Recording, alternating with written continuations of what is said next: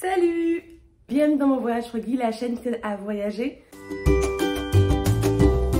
Dans cette vidéo, je vais te parler donc de mon retour en France après mes 2 années au pair aux USA en Californie. On s'imagine pas forcément, mais en fait le plus difficile, c'est pas forcément de partir à l'étranger, le plus difficile souvent c'est de revenir. Donc en fait, quand je suis rentrée donc des USA après 2 ans, franchement, ça a été assez difficile parce qu'en fait, c'est un peu, faut le voir un peu comme un deuil en fait. Je pense qu'il y a peut-être des gens avec qui ça se passe bien parce qu'ils sont super contents de rentrer, ils en ont peut-être marre, leur famille leur manquait ou ce genre de choses. Mais personnellement, pour moi, c'était vraiment la sensation que j'avais créé toute une vie où je m'étais fait voilà, des amis, j'avais mon petit copain, j'avais mes habitudes. Je m'étais vraiment créé une vie dans laquelle je me sentais bien, à laquelle j'étais heureuse, que j'avais pas envie de quitter en fait. Mais t'as pas le choix parce que mon visa, voilà, il était fini, il fallait que je rentre. Moi, je me souviens vraiment, quand j'étais à l'aéroport, vraiment ce sentiment vraiment de tristesse, de dire que ça y est, c'est fini quoi. 2 ans, c'est passé super vite.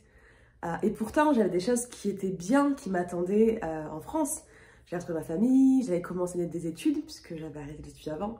Donc je commençais des études et j'étais super contente parce que voilà, c'était une école de commerce, c'était mon choix, j'avais envie de le faire et tout. Donc franchement, j'avais plein de choses qui étaient positives à mon retour, mais de devoir comme ça tout quitter, tout laisser, et franchement, c'était vraiment, c'était un brise le cœur quoi.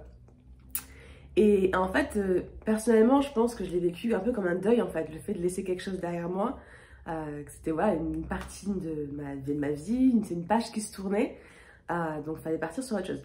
Quand c'est arrivé, j'ai fait des recherches un petit peu, et je me suis rendu compte que ça avait carrément un nom. Il y a tellement de gens qui expérimentent ça et qui sont pas bien et tout, après un retour en France, ou en tout cas après à l'étranger, que ça s'appelle le choc culturel inversé. Donc en fait, c'est vraiment cette idée du fait que après un temps assez long à l'étranger, le fait de revenir chez soi, c'est un peu comme de vivre un choc culturel, mais vraiment.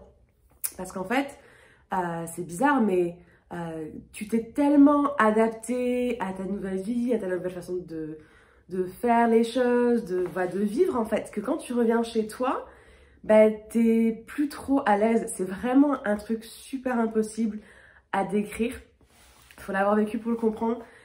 Mais tu te sens plus à ta place, tu as l'impression de comprendre ce qui se passe en termes social, en termes de façon de faire les choses, en termes de culture, mais en même temps tu comprends plus. C'est vraiment super bizarre parce que t'as ta nouvelle façon de te comporter, de penser, de faire les choses, et c'est pas forcément en accord avec ta culture de base. Donc par exemple dans mon cas à moi, la Californie c'était un endroit où je me suis vraiment retrouvée, où vraiment j'ai pu vraiment devenir vraiment moi-même. J'avais l'impression de pouvoir être moi-même sans filtre, de pas faire attention et tout ça, et de vraiment m'être vraiment épanouie, pouvoir être une personne que j'avais envie d'être. Et j'avais pas l'impression de pouvoir être en France, de par nos barrières, nos cultures, notre façon de faire et de penser. Et donc quand je suis revenue en France, c'était dur en fait, parce que du coup j'étais tellement habituée à être comme ça, j'avais tellement pris plaisir à être comme ça, que de devoir revenir en arrière et réapprendre que non, ça se fait pas comme ça ici, c'est pas accepté, c'est pas acceptable, c'est mal vu. C'est vraiment cette espèce de régression, on a l'impression d'avoir fait 10 000 pas en avant, et en fait de revenir en France, et t'as la sensation que il faut que tu te remettes dans un moule que t'as fait exploser. C'est vraiment comme ça que j'expliquerais, je pense. C'est vraiment l'impression que t'étais dans un moule avant, t'as explosé le moule, t'es devenu toi-même, et en fait quand tu reviens dans ton endroit d'origine ou comme ça, t'as l'impression qu'il faut que tu te remettes dans ce moule-là, mais du coup t'as tellement été en expansion, t'as tellement changé, que c'est très difficile de se remettre dans le moule, parce que maintenant t'as conscience en fait qu'il y a des mondes différents, t'as conscience qu'il n'y a pas qu'une façon de faire, t'as conscience que tu peux faire autre chose. Donc là c'est vraiment, tu dois te forcer en fait à rentrer dans un moule, alors qu'avant t'y étais, c'était pas confortable, mais comme tu connaissais que ça, en fait finalement tu l'acceptais. De devoir rentrer dans le moule quand t'as connu autre chose, du coup c'est vachement compliqué. C'est vraiment comme ça moi je l'expliquerais, cette sensation de plus pouvoir, de plus être adapté à ton environnement, et donc le choc culturel inversé. Tout le côté aussi que les gens que tu avais avant, tes amis, choses comme ça, qui n'ont pas bougé, c'est pareil, tu peux avoir aussi du mal à te reconnecter à eux, à partager les mêmes façons d'être, les mêmes façons de penser. Donc tu as ça aussi qui est décevant. En fait, que tu n'arrives plus à avoir cette même connexion que tu avais avant et plus voir les choses pareilles. C'est plein de choses et qui fait qu'en fait, le retour pour pas mal de gens, en fait, c'est pas facile. Il y en a plein qui passent par des périodes de dépression un petit peu. Bon, je sais que le terme est pas le bon parce que normalement, dépression, c'est pas ça. Mais c'est pour juste imaginer. C'est juste vraiment pour imaginer, en fait, la chose en soi. Le fait d'être triste, de ne plus avoir l'énergie de faire quoi que ce soit, d'être voilà, d'être pas bien et tout ça. Donc c'est plutôt en fait ce qu'on dirait une période de deuil. Et donc, moi je suis rentrée, donc j'ai eu à peu près, je crois, 3 semaines entre le moment où je suis arrivée en France et le moment où je suis arrivée à Montpellier, donc pour mon école de commerce. Et donc en plus d'avoir changé de pays de nouveau, en plus d'avoir quitté le pays que j'aimais, j'avais une grosse différence d'âge, puisque moi j'avais 24 ans, les gens de ma classe en avaient en moyenne 17, 18, 19 max. Donc il y avait quand même une grosse différence à ce niveau-là aussi. Mais ça s'est bien passé parce qu'au final, j'ai réussi à m'intégrer et tout ça. J'ai vraiment fait mon maximum pour m'intégrer dans ma classe et que ça se passe bien. Mais ça n'empêchait pas qu'en fait, je me sentais derrière vachement seule. J'avais vachement de mal à me mettre dans le bain en fait. Et en plus, moi, ce qui a été vraiment extrême, c'est que du coup, je suis passée donc de la Californie, quartier super riche, avec voilà, San Francisco, où c'est très ouvert d'esprit, très ouvert d'esprit San Francisco. La tech, donc les gens ambitieux, où voilà, où les gens s'habillent un peu comme ils veulent, où c'est un peu, voilà, c'est vraiment un monde à part, San Francisco. Et je me suis retrouvée donc à Montpellier. Donc moi, j'avais pas les moyens d'aller dans les quartiers riches de Montpellier, donc je suis dans un quartier nord. Donc c'est vrai que je suis passée d'une grande maison avec jacuzzi et piscine et 4x4 et la grande vie, machin, les week-ends voilà, en Californie quoi, à plus avoir du tout d'argent pour faire quoi que ce soit, à part justement manger et aller en cours, vivre dans un studio, dans un quartier nord qui craint. Ce qui fait que là, quand je sortais de chez moi, c'était plus comme avant où c'était des grands sourires, des gens avec leurs chiens et voilà, et enfin... La convivialité, là, c'était le côté un peu plus racaille, comme on dirait, où voilà, c'est ouais, mademoiselle, machin, enfin, me faire suivre en scooter jusqu'à chez moi alors que je suis en jogging et en pull, voilà, sans vous dire que justifier les tenues, de toute façon, ça se justifie pas, mais bref, pour vraiment montrer l'extrême, parce que du coup, l'environnement n'était pas du tout le même. Donc ça a été vraiment, je passais d'un extrême culturel à un autre extrême culturel, ce qui a rendu les choses, je pense, encore plus difficiles. Heureusement, malgré tout, j'avais quand même une belle vie dans le sens que je m'entendais très bien avec les gens de ma classe, j'adorais mes cours, donc c'est vraiment ça qui m'a permis d'avancer et d'aller de l'avant, mais je me suis sentie énormément seule et c'est une période que j'ai dû passer de toute façon, d'accepter que c'était terminé, que voilà, c'était derrière moi et que maintenant j'allais aller vers autre chose. Franchement, il m'a fallu environ, je pense, une année entière pour vraiment faire le deuil de cette aventure. D'autant plus que moi, voilà, comme j'ai mon copain qui vit à l'étranger, donc ça n'aidait pas non plus, puisque forcément, voilà, il y avait la relation longue distance qui s'ajoutait à ça. Mais je pense qu'il m'a fallu quand même presque une année entière pour vraiment passer le cap et vraiment accepter et voilà, lâcher prise sur tout ça. Donc, si ça t'arrive, si tu vois cette vidéo et que tu es dans une période comme ça, tu viens de rentrer de l'étranger, c'est normal et en général, ça ne passe pas forcément après une semaine. Il faut compter en général plusieurs mois. Mais éventuellement, ça revient. Mais c'est vrai qu'au départ, pour moi, c'était un effort. Je vais te donner un exemple.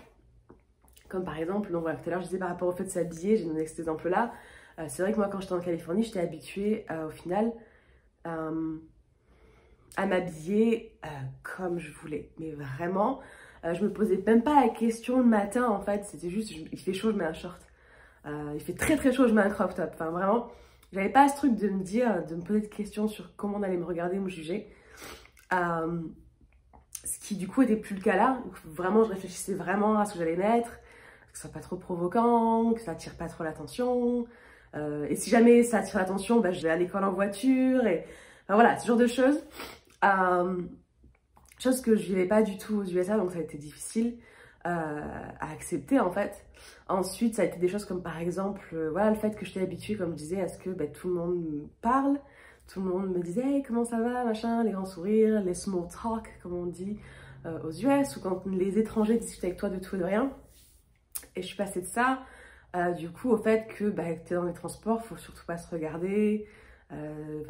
Voilà, si tu essaies de discuter un petit peu avec un étranger, tu as l'impression que qu'ils sont pas à l'aise, qu'ils n'ont pas envie que tu les déranges.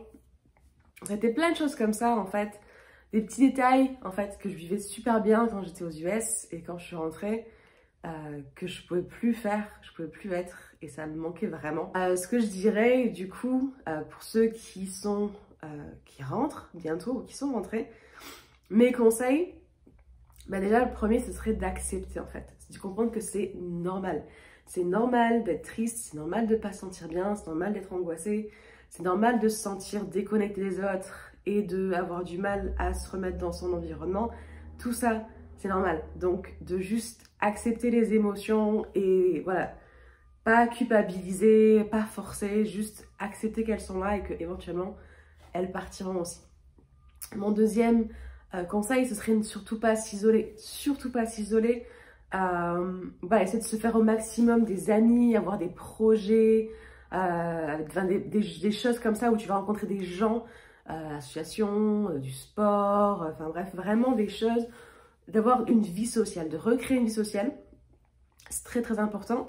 Donc du coup, en troisième, je dirais qu'il faudrait avoir des projets, donc dans le sens de s'investir dans quelque chose, comme je dis, reprendre des études, changer de boulot, lancer quelque chose, enfin vraiment être dans des choses qui sont dynamiques, qui vont t'obliger à pas penser à ce que tu as laissé derrière, mais à te donner envie d'aller vers le futur, d'aller vers l'avant, des choses qui te donnent envie vraiment d'être bien et de faire des choses. Et en dernier, je dirais pourquoi pas, si vraiment c'est compliqué et que tu sens que tu n'y arrives pas, que tu n'as pas envie du tout, que tu n'arrives pas à passer le cap, à ce moment-là, pourquoi pas envisager un prochain séjour. Donc travailler, faire des choses pour que tu puisses repartir en expatriation, soit dans ton pays, soit dans un autre pays. Si vraiment pour toi c'est compliqué, parce qu'il y a des gens pour qui ils n'arrivent pas à se remettre et ils veulent repartir ensuite, ça arrive aussi. Donc pourquoi pas, dans ce cas, prévoir ton prochain voyage, ta prochaine expatriation et donc faire les choses qu'il faut pour. Donc voilà, n'hésite pas à mettre dans les commentaires si tu as des questions, si tu veux en savoir un peu plus, parce que là je suis passée très rapidement sur le retour, mon retour. N'hésitez pas si vous avez des questions à les mettre dans les commentaires. Donc j'y répondrai, il n'y a pas de souci. Je pourrais même faire une deuxième vidéo sur le sujet si c'est quelque chose qui prend assez de temps. Donc voilà. En attendant, je vous dis à très bientôt sur mes réseaux sociaux. N'oubliez pas que il y a tout ce qui est donc mon groupe Discord où tu peux rencontrer d'autres jeunes avec qui tu peux partir et tout ça. Donc tous les liens seront dans la bio. Pour ceux qui ne savent pas, je fais aussi donc tout ce qui va être de l'accompagnement. Donc n'hésitez pas aussi à me contacter pour ça. Enfin, pour ceux qui veulent améliorer leur anglais, il y a donc toujours le challenge qui est disponible où tu reçois donc 2 semaines entières de challenge en anglais avec des choses à faire pour t'entraîner et accès au groupe pour discuter avec d'autres monde. Donc voilà, j'espère que ça t'aura un petit peu aidé, un peu éclairé sur le sujet. En attendant, je te dis à très bientôt pour la prochaine vidéo. Merci pour tout et je te dis à bientôt. Salut, salut!